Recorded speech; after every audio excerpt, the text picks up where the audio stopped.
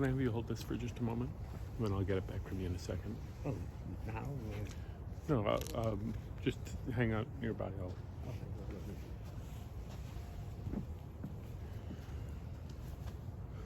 Esainai el hearim me'ayin yavo Ezri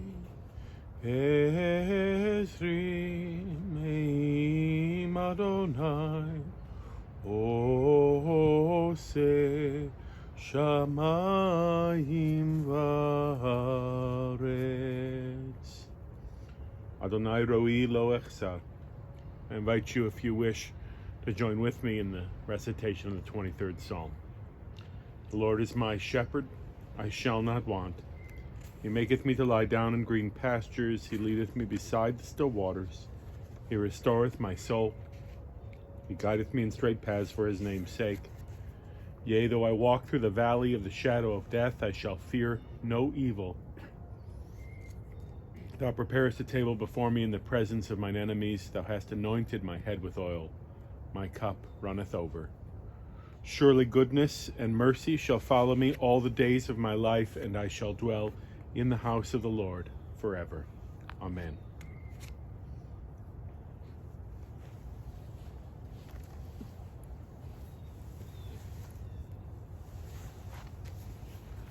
Ata imadi, thou art with me.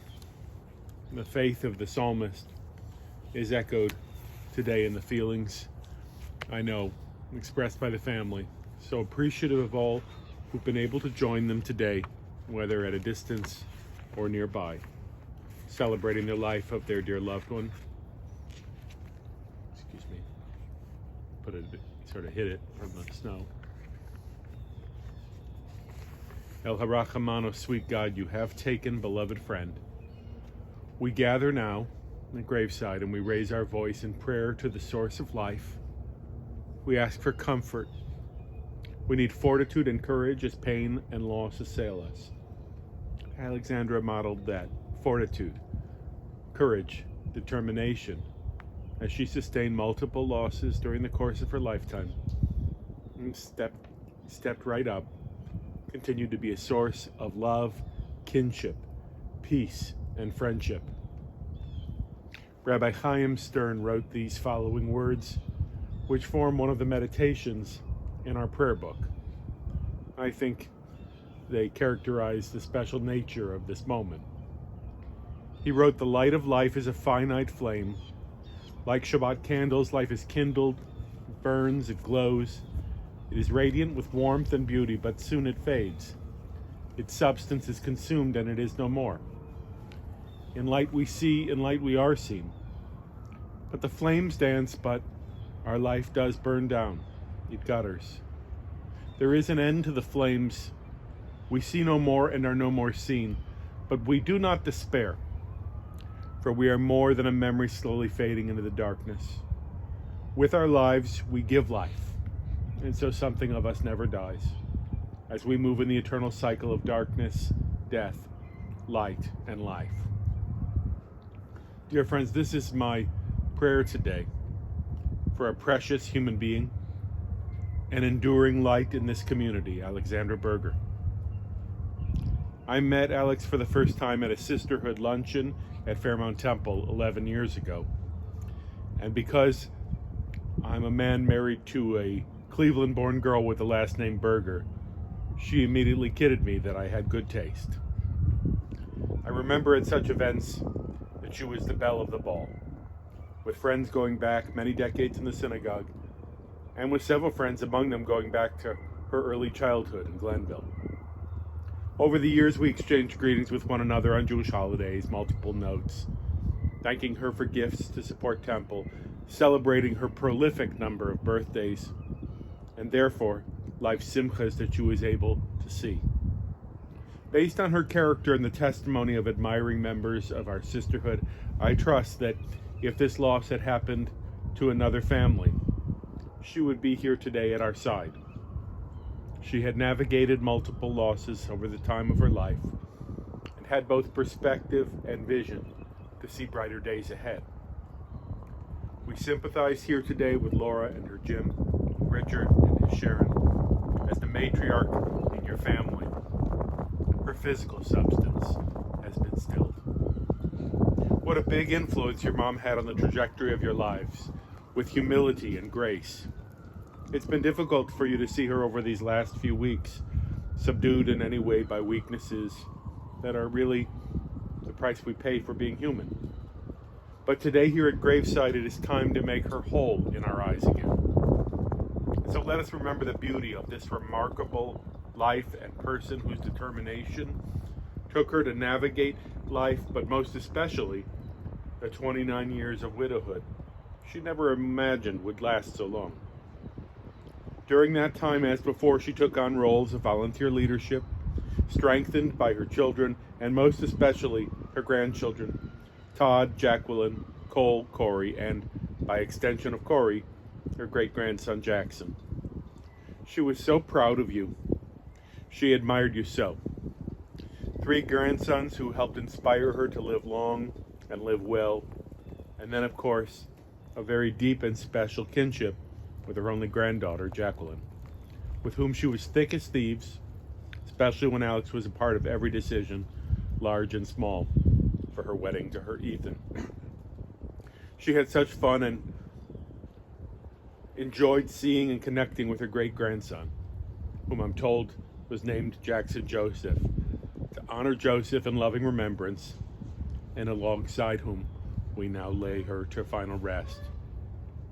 Laura and Richard were made to feel that they were at the very center of their mom's heart. Laura describes her as an exemplary mother, a source of true morality, who sought in her life to exemplify goodness and honor. Richard says that among the things he learned from Mom are grabbing joy from life, having a good sense of humor and positive attitude, her desire and her fulfillment of an incredibly long record of always putting herself together to a T. Both Laura and Richard admired their mom's dedication to many enduring friendships, truly all of whom she survived, including that with her dearest longtime friend Dorothy, who died perhaps 2 years ago. She set a powerful example to you and to your kids as Grandma Alex. Richard adds that she is the person with the single greatest amount of tact of anyone he has ever met. He adds how grateful the entire family is to her caregivers, Kim, Peaches, Bernie, and Gussie, who helped nurture, protect, and help her at this latest stage of life. Alexandra was born May 4th, 1921. To put that date into context, history tells us that was just a few months into the tenure of President Warren Harding, and that a gallon of gas would have run the big steep cost of 26 cents per gallon, were one of her parents, Louis or Sarah, to have tried to purchase it. She was the youngest of their 2 daughters and very close to her sister Zelda, who, if my records are right, passed away in the same narrow period of time, just weeks between her and Joe's death in 1991. Alex had known Joe since kindergarten in Glenville, shortly after his family had moved here from Baltimore. The 2 of them built a life and an almost 50-year marriage of great love and affection. But Joe and Alexandra's relationship, excuse me while the wind presses my paper,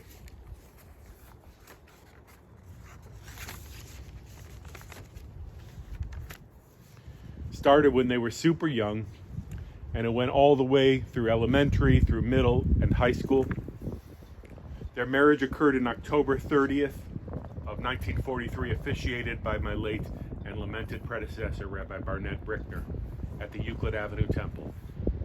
Before beginning her true vocation as a mother, Alexandra had worked at the Warner Brothers office here in Cleveland, and Joe continued after high school at Ohio State, only interrupted in his studies by service in the U.S. Army during World War II. His service and later his working career meant that they moved a bit, including stints living in Texas and then St. Louis, before returning home to Cleveland, where she held down the fort at home, while Joe tended to the family business, Grossman, and later to be known as the Grover Music Company, a successful music distribution business. The two of them shared a great love of music and travel and family. They traveled both on vacations and work travels she would accompany him on. This meant that the whole family, but most especially Alexandra, got to see many wonderful sights and places. She made friends in nearly every city with the spouses of people Joe encountered in business. A home she made and in which she hosted many holiday dinners for Passover or Hanukkah, but also where she enjoyed entertaining and cooking for others often, was a home that was kept beautifully, as Alexandra had excellent aesthetic style and highly admired good taste. Richard counts that his mom must have had 1,000,001 friends, and she participated actively in volunteer activities, the PTAs of her kids' schools in Shaker,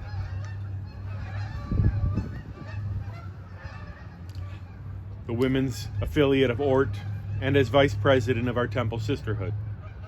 She believed in and observed Jewish traditions and would have a knack for helping people find gifts and choose Judaica, which came in handy when she went to work in our temple gift shop. But I'm also told that her friends and her children could lean on her greatly. She was someone with whom you could be both casual and playful and laugh, but also a confidant to whom you could talk through a problem and find a way to resolve what issue you were facing. My colleague, Cantor Sarah Sager, knew her for the last 41 years. And though she is out of town today, she wrote to me a tribute of which I will read to you a portion now and share you the entirety at a later time.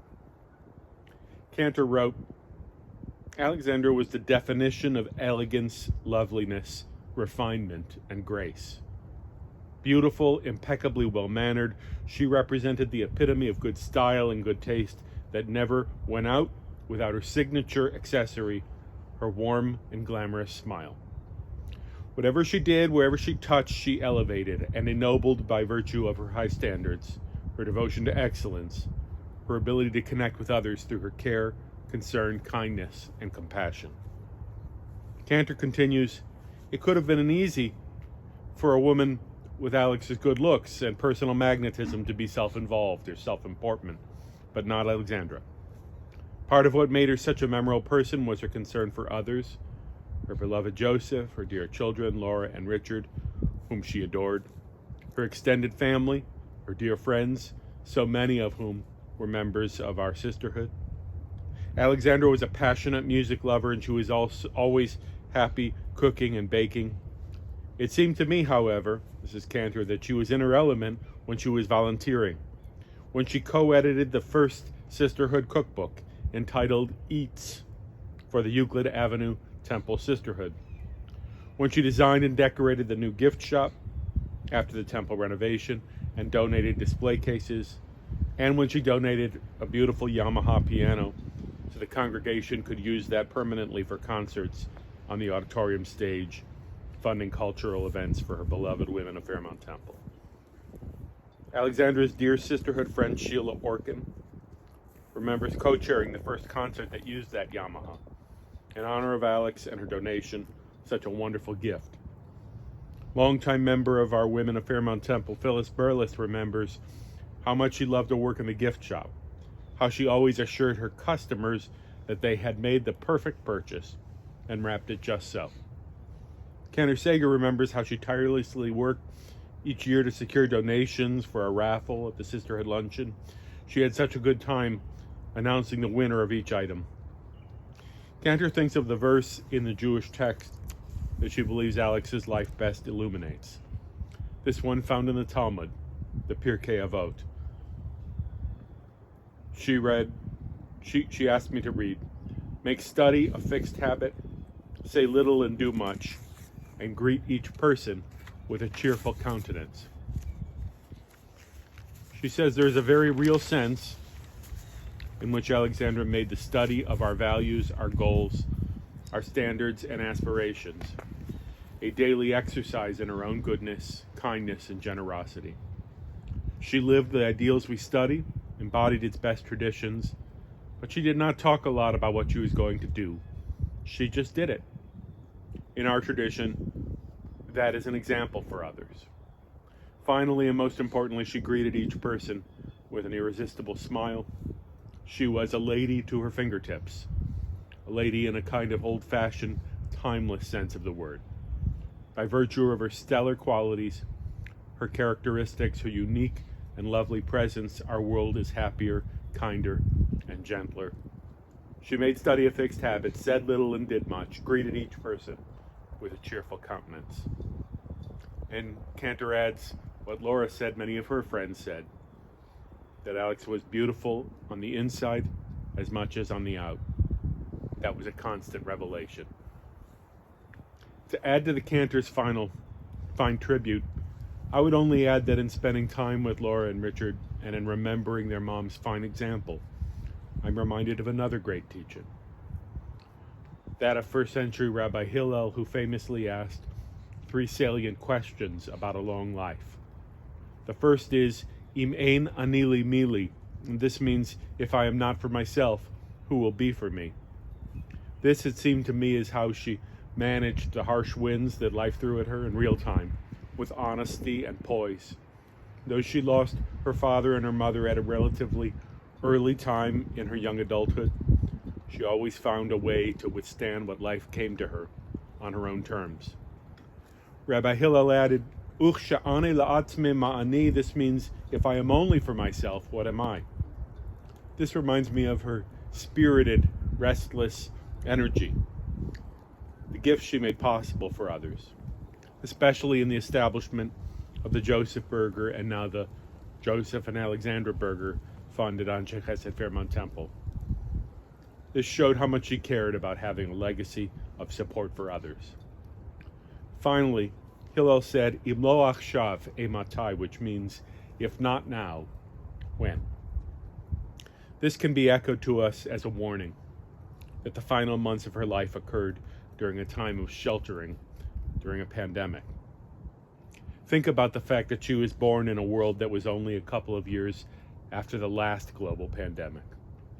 The long span of her years therefore gives us a strong signal that there is no time like now to act on our principles, goals, and intentions, no time like this to express to Alex's descendants our admiration for the care they gave to her and to help them give to themselves. Indeed, im lo achshav matai, if not now, then when? Let Alexandra permanently help us to count even this mournful day precious, loving and honoring her most by asking ourselves, what do we believe in? What can we do to benefit others? What can make difference right away?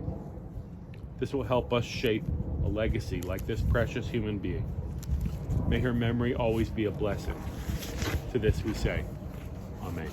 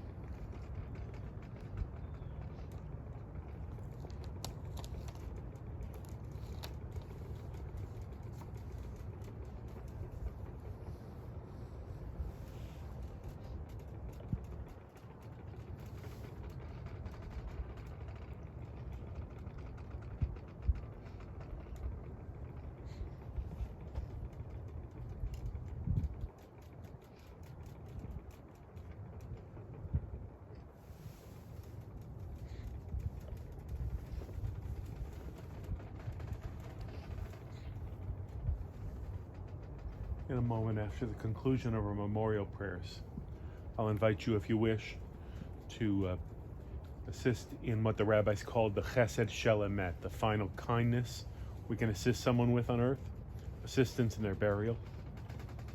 And so when we conclude our memorial prayers, I'll invite you, if you wish, to spread a small amount of earth back into her grave, assisting her with this final need.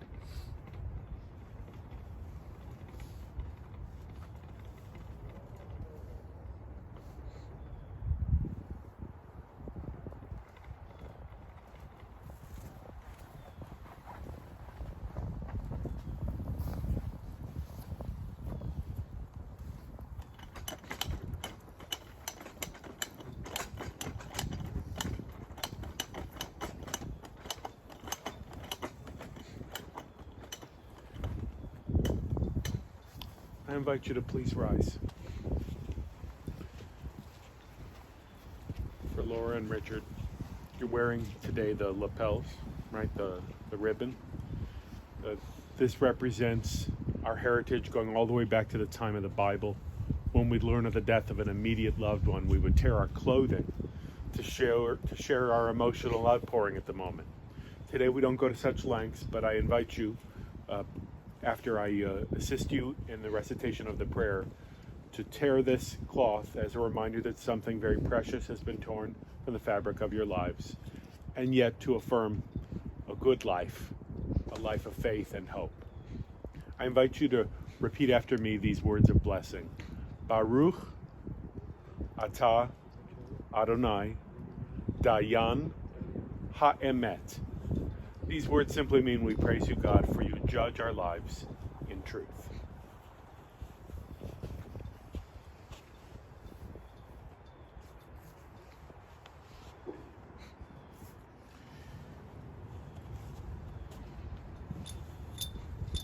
El malei rachamim shochen bamramin.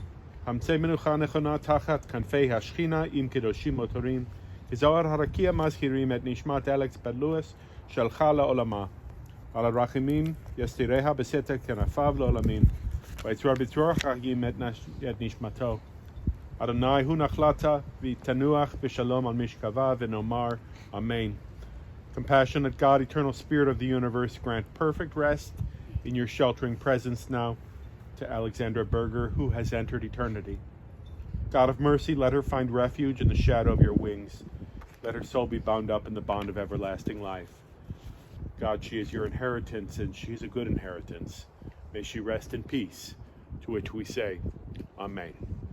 When we continue now with the recitation of the Mourner's Kaddish, we say these difficult words slowly, with love and remembrance. We say, Yitgadal v'yitkadash shemei Rabbah, be'alma divra chirute, v'yamlich malchute, b'chayechon uvyomechon, uv'chayei chol beit Yisrael, ba'agala uvizman kariv ve'imru. Amen. Yehei shemei Rabbah mevorach leolam ulalmei amaya, yitbarach v'yishtabach v'yitpoar v'yitramam v'yitnaseh, v'yithadar v'yitaleh v'yitalal shemei dekudisha b'richu. Le'ela min kol birchata v'shirata, tush bechata v'nechemata, da'amiran be'elma v'imru. Amen. Yehei shlama Rabbah min Shemaya, v'chayim aleinu ve'el kol Yisrael ve'imru. Amen. Oseh shalom b'mramav, hu ya'aseh shalom aleinu ve'el kol Yisrael ve'imru. Amen.